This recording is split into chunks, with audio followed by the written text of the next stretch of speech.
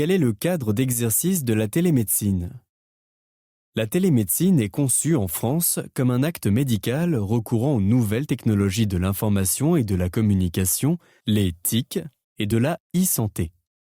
Selon le décret numéro 2010-1229 du 19 octobre 2010, les actes de télémédecine sont la téléconsultation, la téléexpertise, la télésurveillance médicale, la téléassistance médicale, la réponse médicale de la régulation médicale téléphonique du SAMU via le 15. Le télésoin entre dans le Code de la santé publique avec le décret numéro 2021-707 du 3 juin 2021 et donne le droit aux pharmaciens et professions paramédicales habilitées d'exercer à distance sous certaines conditions. La télémédecine ne doit pas être confondue avec le téléconseil médical, une activité marchande jouant sur l'ambiguïté avec la téléconsultation auprès du grand public. Pourquoi avoir recours à la télémédecine? Grâce à la démocratisation des nouvelles technologies, la télémédecine est devenue une solution évidente pour répondre aux grands défis démographiques, épidémiologiques, économiques et sociétaux qui nous attendent.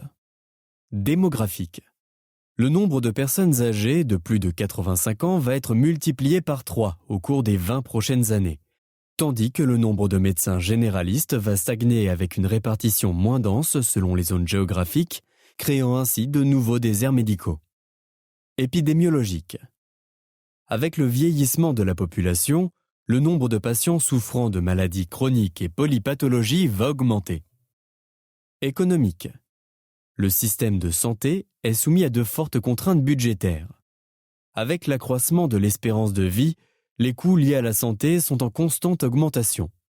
Enfin, le manque d'accès aux soins dans les déserts médicaux entraîne des prises en charge retardées s'avérant plus coûteuses.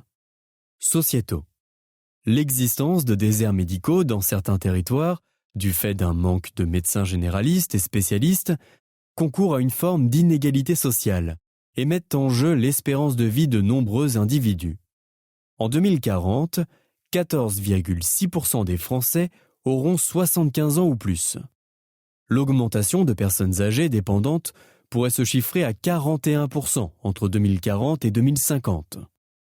La prévention de la perte d'autonomie, elle-même fortement liée aux maladies chroniques, pose les questions du bien vieillir. La télémédecine est donc une réponse prometteuse pour relever l'ensemble de ces défis. Mais pour y parvenir, le corps médical doit s'adapter aux évolutions constantes de la télémédecine, en veillant toujours au respect de son cadre légal et de ses bonnes pratiques.